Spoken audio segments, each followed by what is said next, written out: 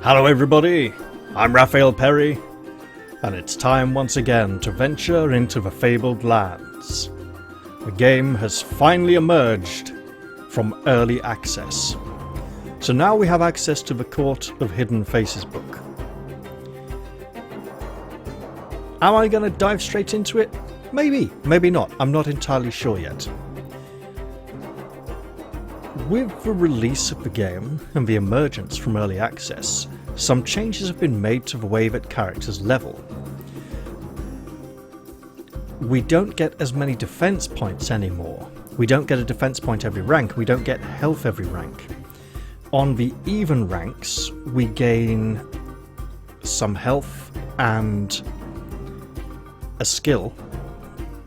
And on the odd ranks, we gain defense and I think health. Or defense and a stat upgrade. Or health and a stat upgrade. I know we get a stat upgrade. I'm not sure if we get defense. I think we still get some defense. I'm just not sure how it's fully calculated. This does mean that our defense will be lower across the board. And older heroes with their higher defense score will be tougher, right? A bit more powerful. They won't have the stat upgrades for their odd-numbered levels, but they will have their additional points of defense.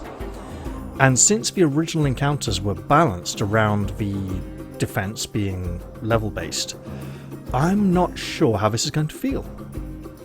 But I do feel that while I have the old saves, and I can absolutely load them up, look, here they are, right? Old saves of characters who've all passed on. I think it would be nice for Mambrino the Magician to once again study that great tome and use the spell to turn back time to a time before any of these characters were created, to the beginning of the Fabled Lands. Treat it as a fresh beginning, a new start. Characters can begin their journeys or possibly be called back from the distant past as we see fit. So I'm going to go for a new game, because that way I'm experiencing the new balance the way it's intended. Now of course legends tell of the Fabled Lands. Many years ago they were a series of gamebooks like Fighting Fantasy, Lone Wolf, Way of the Tiger, Golden Dragon, Tunnels and Trolls, or Grail Quest if you like Grail Quest. Not a personal favourite, but it was there, you know. So, let's take a look at character classes. We have the Warrior, the Mage, the Priest, the Rogue, the Wayfarer and the Troubadour. The Warrior is going to feature a very combat-heavy playstyle. Combat score is high, it's used for fighting, everyone uses it, everyone needs it. Warrior does it well, Warrior does it best, to begin with. And for skills we have Tactical Assessment, which will increase our ability to fight, do a bit more damage to our enemies, and Stunning Blow, which stuns an enemy. Half damage, push them back, stun them. Nothing seems to be immune to being stunned. For the Mage, we have Lightning Strike, which does half maximum weapon damage, and Ice Bolt, which does half maximum weapon damage. So a lot of the Mage's skills seem to be based purely around maximum weapon damage as opposed to the damage range of a weapon. We have the Priest with the Curse, which reduces the offense and defense of an enemy, and the Cleansing Flame, which deals additional damage to a cursed enemy. Cooldown is 6 turns, so we're not going to... It's a nice combo, but we're not going to use Cleansing Flame again anytime soon in an encounter. The Rogue has Shadow Dash. Rush past your target's defences in a blink of an eye and backstab them for 80% maximum weapon damage. And Poisonous Vial to poison a target, not poison a weapon. Okay. How long are they poisoned for? 3 turns. Understood. Loses current penetration. Oh, so it's 3, 2, 1 poison. So 6 poison over 3 turns. Got it. The Wayfarer can summon a bear as an animal companion, a ferocious bear, to fight by their side, or mark a prey as a target and then do extra damage to them. We do travel about a lot. This is very much an open world kind of game, so the Wayfarer makes a bit of sense. The fact that we can branch into other classes and learn skills from other classes means essentially I'm looking at this, deciding which character I like the look of and what I want to be good at the beginning of the game. The Troubadour is a minstrel, a bard, a travelling musician, one who relies on charisma. The Illusory Clone is an interesting skill. It's of somewhat limited use because it tends to get destroyed before you get another turn, but you never know. And the Song of Swiftness to boost all the clones could be very interesting. Now what do I want? The warrior is good at fighting and can also branch into priest skills fairly easily. And that's a nice combo, being able to fight a bit, heal a bit. Then again, the priest in this game doesn't have particularly healing abilities. The mage, magic is strong, scouting second best, so could pick up a few Wayfarer skills. The priest's secondary abilities after Sanctity would be Charisma for Troubadour skills and Scouting for Wayfarer skills. An interesting mix, especially being able to get to either of them relatively early on. The Rogue could branch into Minstrel abilities fairly early, with Combat and Magic for the Warrior and Mage reasonably accessible. The Wayfarer could go Combat for Warrior skills and maybe even go into a few Fifi skills as well. And the Troubadour could take Mage skills as a backup, or Thievery. And of course the Rogue could also get into the Minstrel skills fairly easily as well. So those two cross over quite nicely.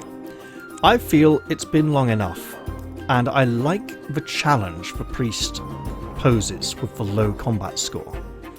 It makes for a more cautious early game play.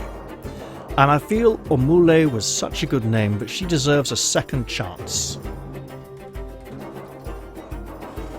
at adventure.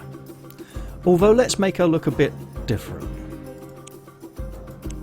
Let's put some fancy ornaments in her hair, change her staff to this gnarly thing, which I like the look of. Get the darker tone here on the garments. And then I like that one with the 3 little points dangling down. This one feels almost a little bit too angular. This one, we've seen it a lot in early access, so yeah, this combination is good. We'll have Omoulae, the priestess, setting off on an adventure.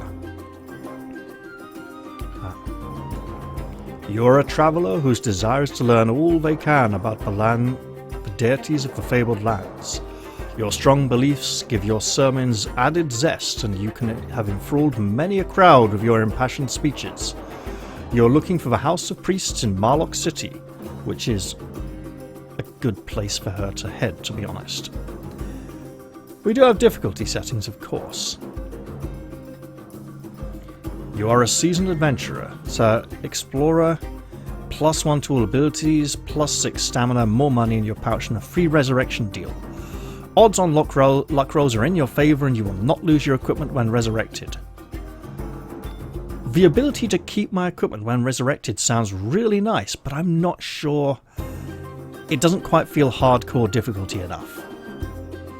We have classic difficulty, of course. Classic is a challenging mode. You start as a nobody in a harsh world.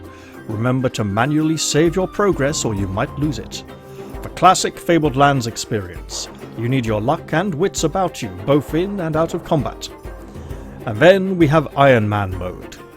Disables manual saving, only a single save slot exists for the character, and the game is automatically saved when you stop playing. Losing your character and having no resurrection deal means losing the save. Recommended for the best experience once you've learned the game. Unfortunately, if I cock up and don't press the record button or something, and I make a ginormous mistake and don't record an episode, hey, no episode for me, so no Iron Man for YouTube. Let's stick with the classic difficulty for now. Warning, classic mode can be brutal. For your first adventure you should pick Explorer mode or remember to save often. I've played a fair bit of early access. I won't say I was an expert, but hey, I had plenty of fun. Let's go.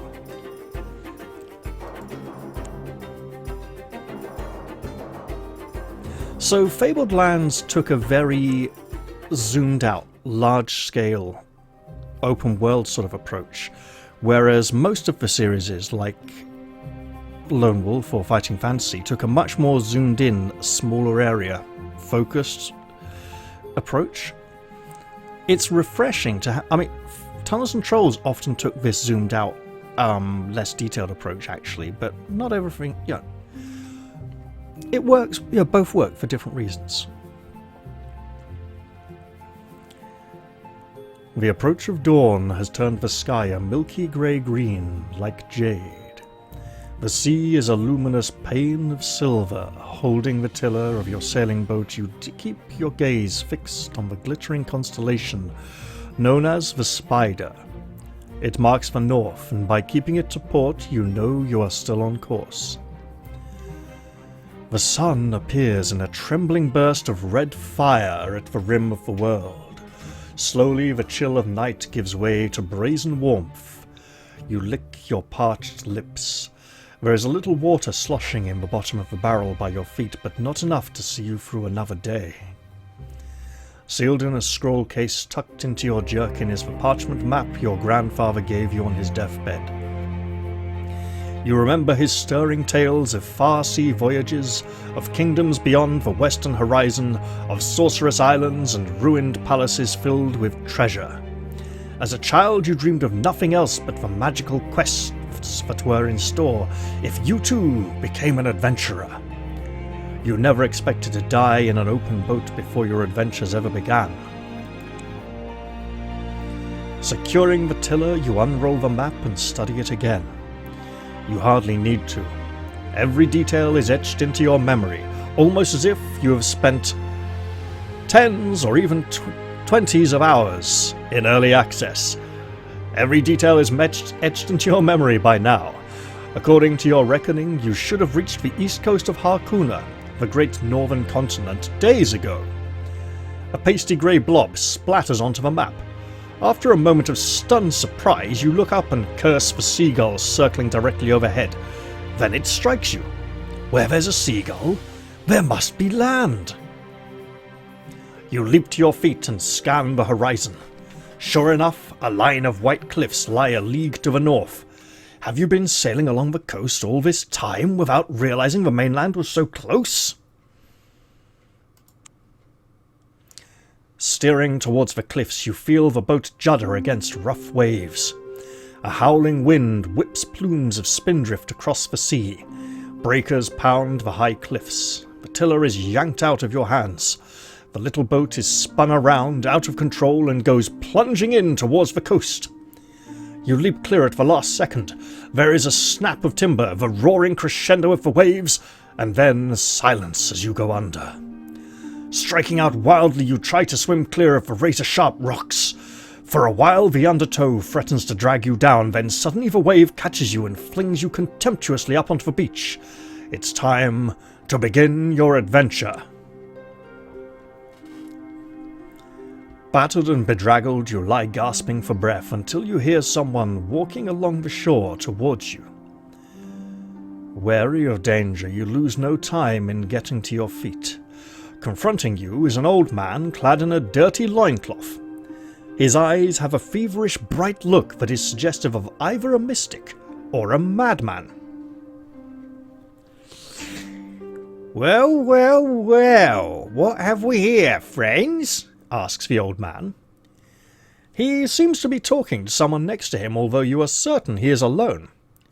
Looks like a washed-up adventurer to me, he says in answer to his own question. All wet and out of luck. He carries on having a conversation that quickly turns into a heated debate. He is clearly quite mad. Excuse me, you shout above the hubbub in an attempt to grab the old man's attention. He stops and stares at you. Is this the Isle of the Druids? You ask impatiently. Indeed it is, says the old man. I see that you are from a far land, so it is up to me to welcome you to Harkoona. But I think you may have much to do here, as it is written in the stars that someone like you would come. Your destiny awaits you. Follow me, young adventurer. The old man turns smartly about and begins walking up a path towards some of the hills. You can just see some sort of monolithic stone structure atop one of them. Before I follow him, I will scour the remnants washed ashore to see if anything can be salvaged from the boat. You find a small vial holding a reddish concoction. You bless your good fortune when you realize it is a healing potion. Don't forget to click on the item in the loot chest to transfer it to your inventory. I will absolutely do that. This potion is now mine. Come on, I'll show you the gates of the world, the old man babbles. Well, let us follow him. During your short trip upward, the old man regales you with tales of your destiny and fate, continuously arguing with himself as he does so. Let's make a move. To the only possible location, the obsidian stones that lie atop the hill.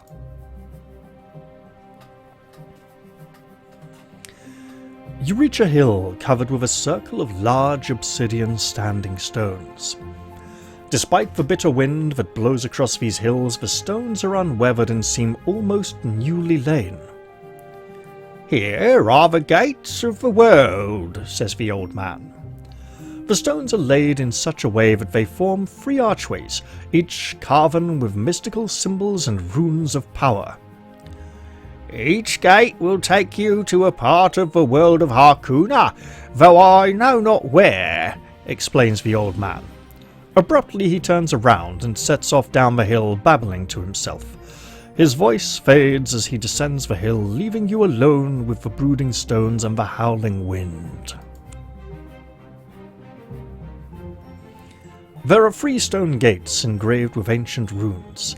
Each gate is marked with a name: Yellowport, Marlock City, and Wishport. From here you can see the coast and the whole island, which is heavily forested. Now if we look at our map here, we can see Yellowport lies here upon this southern coast, Marlock City a little further to the west, and that is a location that Omoulae wishes to visit, where the House of Priests is, and Wishport is just here on the coast of Metricians above this little promontory, near this pointy rock. For now though, I feel we shall not enter any of these archways, but rather explore the island further. You decide to explore the island further and ponder where to go next.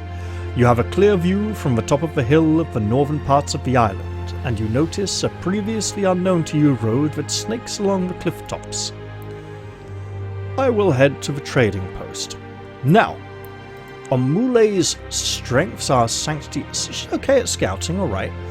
Combat and thievery are her greatest weakness. Good to be aware of these things.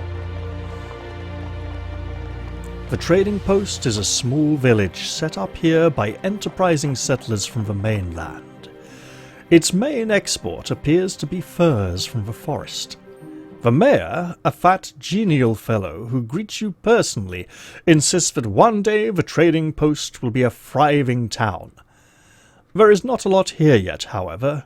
A small market, a quay, the settlers' houses, and a shrine to Lacuna the Huntress, goddess of nature. Omoulae is interested in the gods and goddesses of the Fabled Lands, so let us visit the shrine. You want to see how the divine is represented in this settlement. We can visit the Shrine of Lacuna or the Temple of Nagil. I'm going to hold off on visiting the Temple of Nagil for now, and focus on the Shrine of Lacuna. The shrine is set in a wooded grove. Birds twitter in the trees, and a deer darts away into the forest at your approach. A priestess is tending a low altar where food and drink has... a priestess is tending a low altar where food and drink has been laid out in honor of Lacuna, the goddess of the wilderness. She is the patron of hunters, trappers, woodsmen, and all those who seek oneness with nature. Let us talk to the priestess. The priestess, dressed in silken robes and wearing a wreath of oak leaves, says, "I have need of an adventurer like yourself. For arcane reasons involving the secret mysteries of Lacuna, I need the tusk of a boar. A were-boar, in fact. Hunt down one and bring me its tusk. In return, I will teach you how to be a better scout. Let us accept the mission." You accept the priestess's mission. We now have a quest. This repeats the quest string and reward +1 scouting. That would bring our scouting up to 5 and make us reasonably more confident regarding certain other quests that involve scouting. Let's leave the temple and leave the trading post and head along the coastal road. You are on the coastal road that snakes along the windswept cliff tops in the north of the Isle of Druids. We meet a militia patrol. These militiamen are employed by the mercantile guilds of Marlock City and Yellowport to keep the roads safe. "If you're worried about thieves, you should invest in a townhouse and leave some of your money at home," advises the militia sergeant. "Or better still, invest at the Merchants Guild," suggests the captain. Let's make a move. We'll go back to the trading post, and we want to continue exploring along this coastal road. If we run into highwaymen, we will have a difficult time. Instead, we meet the militiamen again. They're keeping the highwaymen at bay and keeping the roads safe. While visiting the coastal road, however, we can see that the were-boar is certainly here. There we go. A were-boar in ornate armour comes thundering out of the undergrowth near the road with a raised spear. There's no chance of retreat or surrender in this battle, then we shall fight. Now remember, we have a low combat score. This is not ideal. A curse. Let's wait for him to come a little closer, but let's move back ever so slightly and defend and end our turn. Curse. No. Let's back away, defend, and allow him to approach.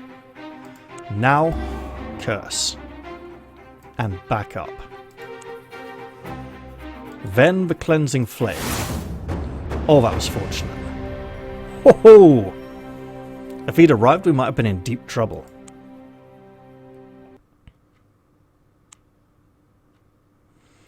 The creature's armour is too heavy to suit you, but you could take a hunting spear and a boar's tusk, grab your acquisitions and continue onwards.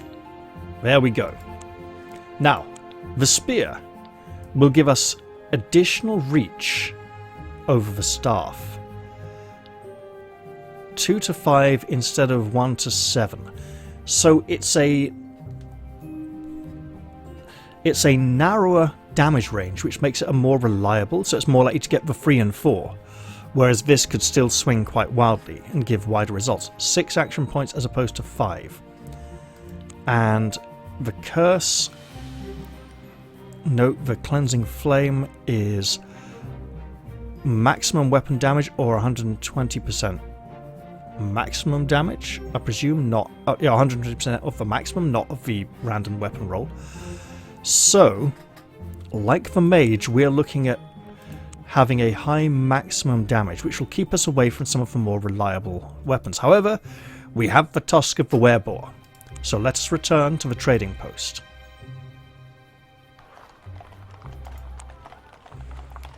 And visit the Shrine of Lacuna. And speak to the priestess. The priestess, who is wearing the skin of a wolf and is covered in red paint, welcomes you gleefully. At last! The tusk of a wereboar! Now the ceremony can go ahead. The priestess rewards you with knowledge, and we have permanently gained a point to our scouting ability. Now we shall leave the temple and head into the forest. The trees are closely packed, leaning together as if in conference, whispering quietly among themselves. Birds twitter in the distance, and the slivers of sunlight lance down through the musty gloom. As you proceed along a forest track, you think you hear a rustling in the bushes.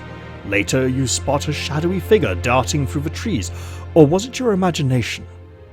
An animal's snuffling sound right behind you makes you spin round, but there is nothing there. Let's make a scouting roll. Soon you realize you are completely lost in this strange magical forest. You wander around for days, barely able to find enough food or water.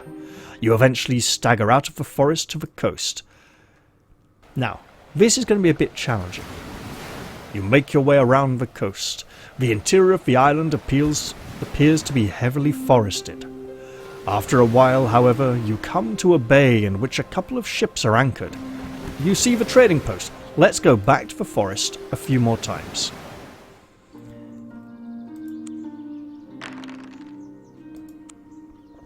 You struggle deeper into the forest until you come to a thick wall of impenetrable thorn bushes. Circling it, you find there is a break in the hedge, but it is filled by a large tree. To your surprise, a face forms in the trunk and speaks in a woody voice. None can pass. Begone, human. I will attempt to persuade it to allow me to pass. You explain what a tree lover you are and that your heart has always been at home in the forest. You portray yourself as the greenest adventurer ever. This will be a challenging dice roll, but the odds are slightly in our favour.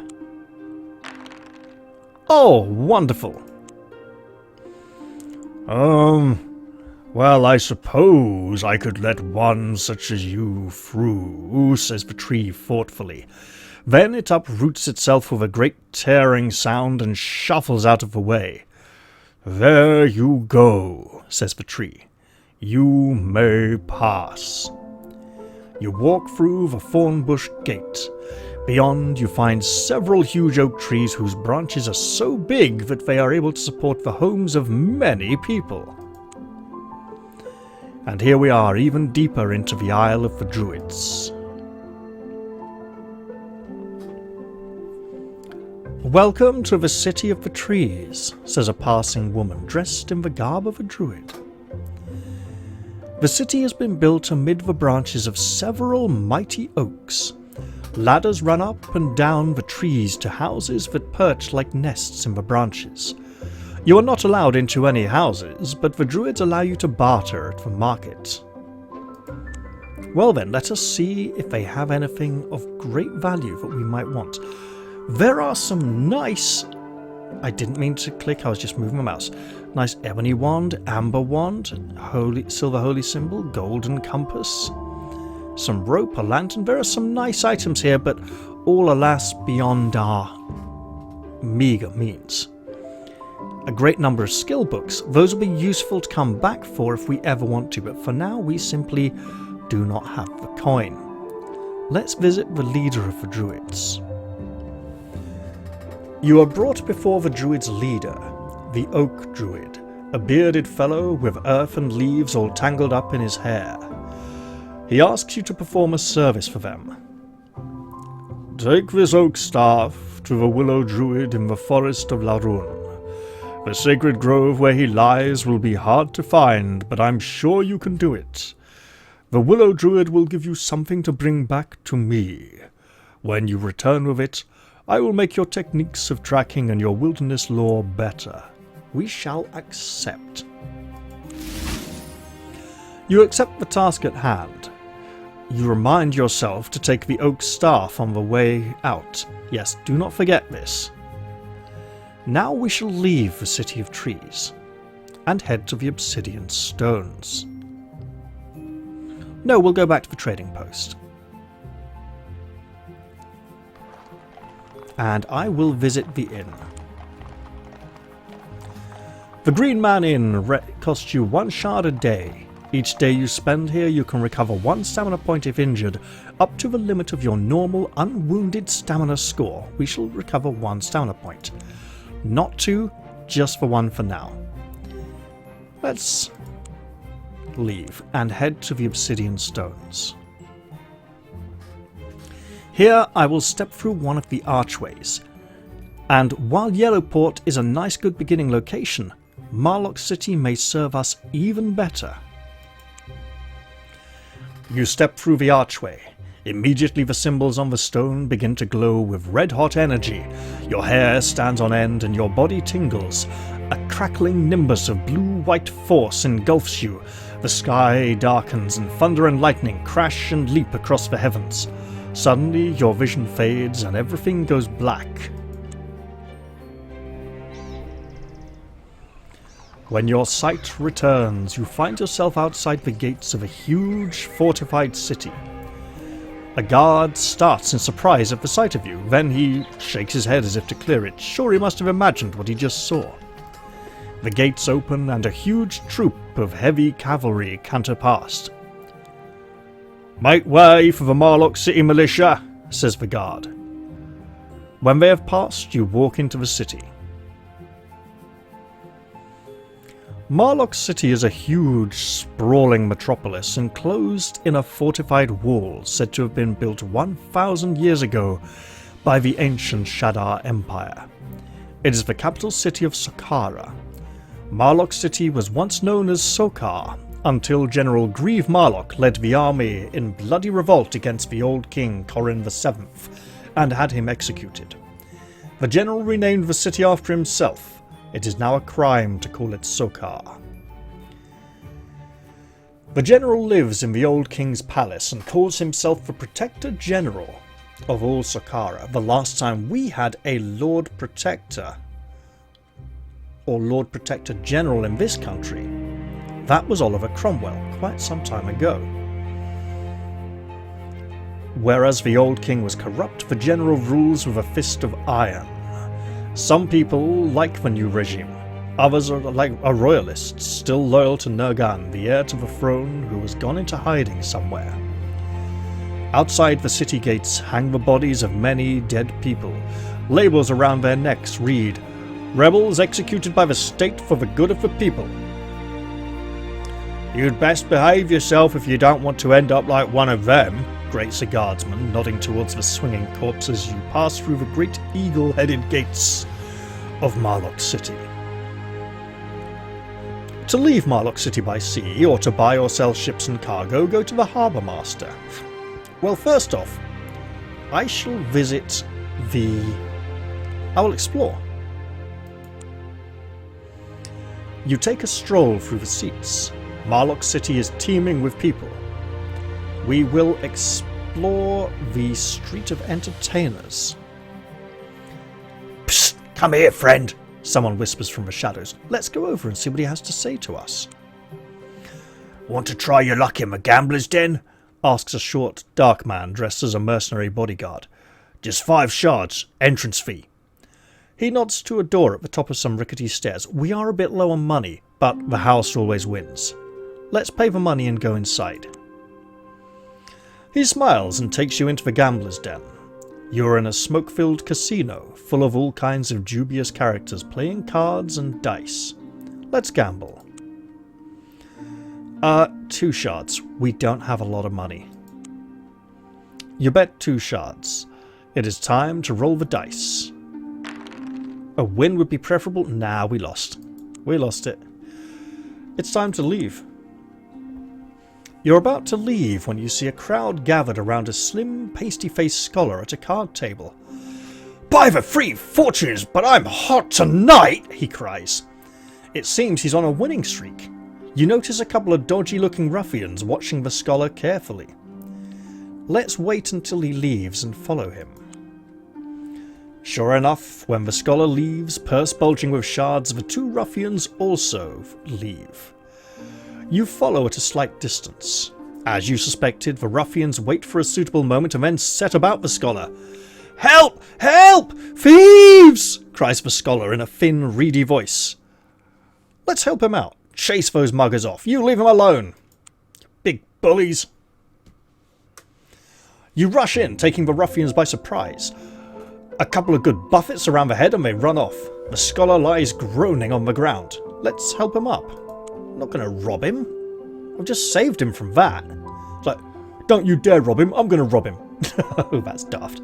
Oh, thank you. Thank you. Coughs the scholar. He gives you a vial of yellow dust as a reward. Let's absolutely take that. I found this at an ancient archaeological site I've been studying, he says. I believe it needs to be thrown into the holy waters at the village of Blessed Springs, although quite what happens then I have no idea. He thanks you again and takes his leave. Now we shall go to the Three Rings Tavern. The Three Rings Tavern is a comfortable inn near the city centre. The tavern costs you 1 shard a day. Each day you spend here you can recover 1 stamina point if injured, up to the limit of your normal unwounded stamina score. Yes, I'll just get 1 back, which will put me on full. I'm not going to pay for a rumour because I don't really have the money. Let's head to market. And I think I'm going to sell this spear. We have priestly skill books here. Cleansing Flame, which we know. Curse, which we know. Raise the Fallen. A skill we require a base sanctity of 7 for. And Invigoration. Also requiring a base sanctity of 7. Heal yourself and all allies within range. For free. For 4 stamina. Meaning, it would be in our interest to learn Wayfarer skills and Minstrel skills to gain additional allies on the field of battle. But for now we are selling a spear. And I shall enter the Temple District. The capital city of Saqqara has 3 large temples nesting at different locations on its streets. In addition, it has the one-of-a-kind House of Priests which functions as an administration of the polytheistic religion of Saqqara and Golnir. Let's visit the House of Priests. The House of Priests is an impressive building, a roundhouse of multicoloured bricks. The myriad colours give it a bizarre and garish look, calculated to unsettle the visitor. Inside, 100 offices teem with the administration of the polytheistic religion of Saqqara and Golnir. Let's pay 10 shards as contribution in order to enter.